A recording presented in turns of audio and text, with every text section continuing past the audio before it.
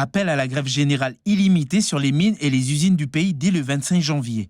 Un mouvement social lancé par le SGTINC, GUE Goromine, la Fédération Pays, le syndicat patronal des acteurs économiques et d'autres organisations. Objectif, faire entendre leurs inquiétudes et leur mécontentement sur la filière nickel. Les syndicats s'alarment de la situation des emplois et des sous-traitants. Ils dénoncent aussi le pillage industriel opéré par les multinationales actionnaires. Ils demandent enfin d'intégrer le groupe de travail dédié à la filière nickel. Le 25 janvier, selon les syndicats, il faut s'attendre à des blocages durant 24 heures sur les mines et les usines sur l'ensemble du pays.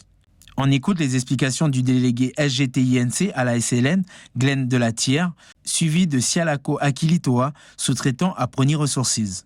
Et ce qu'on dénonce aujourd'hui, c'est une mauvaise gestion de nos entreprises. Donc aujourd'hui, où nos entreprises perdent de l'argent, où on tombe en cessation de paiement, nos actionnaires au-dessus, ou les traders, les industriels au-dessus, eux sont en train de crever les bénéfices. Ils font des bénéfices en milliards.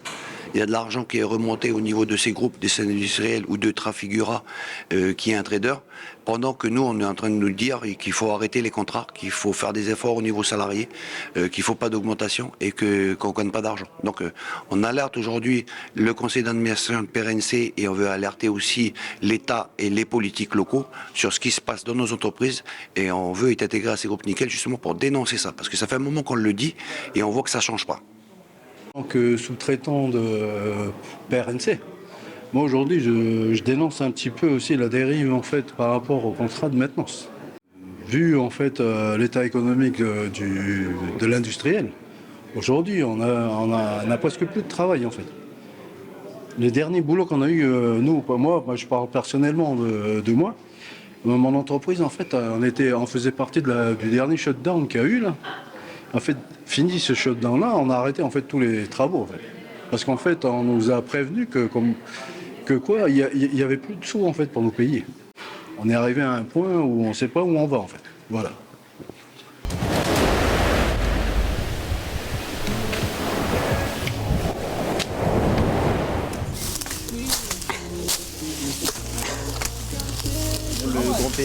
Comment? Oui, voilà. Vas-y. Nga. Les roseaux, il faut couper un petit morceau. Hein? Vous coupez, après vous coupez un petit morceau. Défricher, nettoyer et reboiser la plage de Saint-Paul à Naketi, c'est la mission de cette vingtaine de jeunes en job d'été. Encadrés par l'association des guides de Canala, depuis 2 semaines maintenant, ils réalisent des travaux d'aménagement sur 5 sites de la commune destinés à des projets touristiques. Là, on a beaucoup avancé avec les jeunes. Ils sont très, très motivés, les jeunes. Voilà. Il y a de l'ambiance, on leur donne un peu de la joie, des sourires aussi, mais tout en travaillant et tout en faisant attention au matériel, ne pas vous blesser aussi. C'est surtout pour la sécurité. On va toujours baser dessus. Ce dispositif mis en place par la commune de Canala se déroule sur 4 semaines avec une quarantaine de jeunes divisés en 2 groupes. Ce plan vise à recruter pendant les grandes vacances des jeunes lycéens et post-bac pour aménager ces lieux, mais surtout pour les sensibiliser. L'enjeu de ce dispositif, c'est que ces jeunes soient demain des futurs des personnes ressources pour la commune en tant que responsables, quoi, dans leur secteur qu'ils ont choisi en termes d'orientation.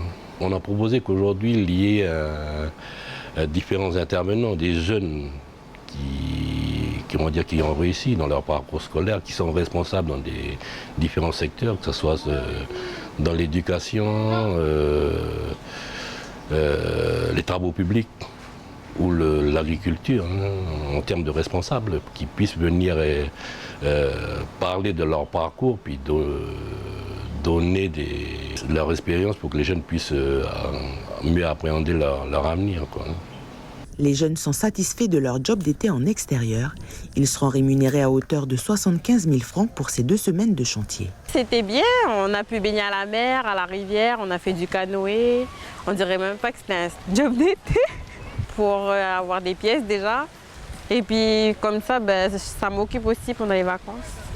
Puis c'est bien aussi de rester avec la bonne, voir la bonne, puis voilà. Pour gagner un peu des pièces pour ma rentrée. Pour payer des linges, des fournitures. C'est le dernier jour de travail pour ce premier groupe. Le second prendra la relève sur les différents chantiers la semaine prochaine. En Nouvelle-Calédonie, le cerf rusa provenant d'Indonésie a été introduit en 1870. Depuis, pas moins de 250 000 individus sont répertoriés. Au même titre que le cochon, il fait des ravages détruisant la ressource en eau et une bonne partie de la biodiversité, le classant ainsi dans les premières espèces invasives à éradiquer. Pour lutter contre le phénomène, l'Agence néo-calédonienne de la biodiversité a lancé plusieurs opérations de régulation. Entre 2008 et 2020, l'opération Mâchoire a permis de réguler 200 000 cerfs référencés. Le projet Protège, de son côté, a depuis 2019 permis d'éliminer 60% des biches et faons sur une dizaine de zones prioritaires.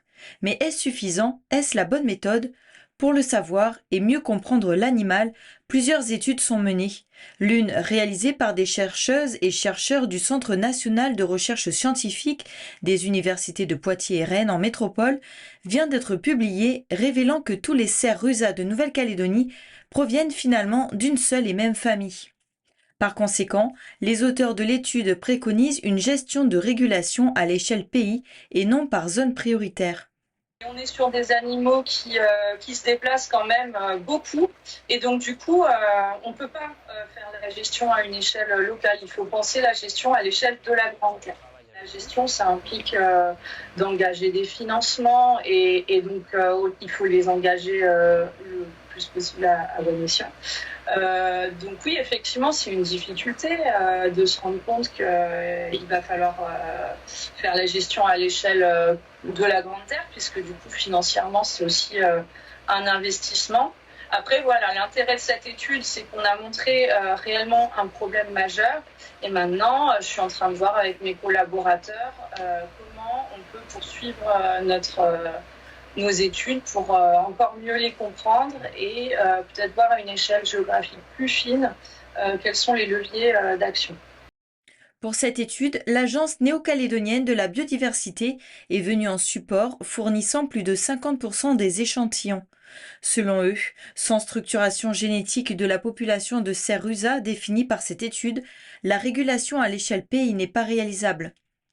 Dans la mesure où on a affaire à une seule et même espèce, ça a fait dire aux auteurs qu'il faudrait réguler, gérer cette espèce-là à l'échelle de l'ensemble du territoire. Ça veut dire à l'échelle de 1,5 million d'hectares, ce qui est évidemment totalement irréaliste. Malheureusement, ce que nous a montré l'opération Mâchoire, c'est qu'un très grand nombre de prélèvements sont réalisés sur la côte ouest ou à proximité des pistes dans des secteurs qui sont faciles d'accès. En revanche, dans les différentes zones prioritaires qui ont été identifiées, à la fois en termes de biodiversité, mais également de ressources en eau, on s'aperçoit que le niveau de prélèvement est relativement limité, c'est-à-dire qu'on a peu de localités où des chasseurs vont chasser, et en plus on a un nombre très très faible de retours de mâchoires. Et la gestion plus offensive dans les zones les plus difficiles d'accès dans la chaîne centrale, avec des opérateurs de régulation professionnels, j'utilise volontairement ce mot, ce ne sont plus des chasseurs, mais bien des opérateurs de régulation professionnelle. Dans le cadre de Protège, ça permet d'avoir 3 modalités pour tenter de gérer l'espèce rusa à l'échelle de la Grande Terre. Dans les prochains mois, une nouvelle étude sera menée en collaboration avec des chercheurs australiens pour actualiser les chiffres à l'échelle du Pacifique. Chaque année en Nouvelle-Calédonie, entre 80 et 100 000 cerfs sont abattus. Une loi votée en octobre dernier autorisant la commercialisation de ce gibier pourrait permettre d'augmenter ce chiffre.